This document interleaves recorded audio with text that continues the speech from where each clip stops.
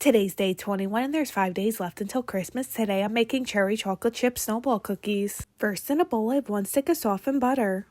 Next I'm going to add a teaspoon of vanilla extract.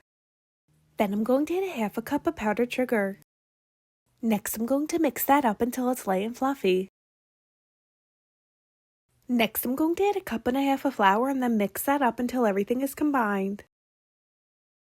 Then I'm going to add 3 tablespoons of milk. Next I'm going to add a half a cup of chopped maraschino cherries. Then a third of a cup of mini chocolate chips. Then mix that up until everything is combined. Now I lined a baking sheet. I'm just going to scoop out the cookies and then bake this at 350 for 12 minutes.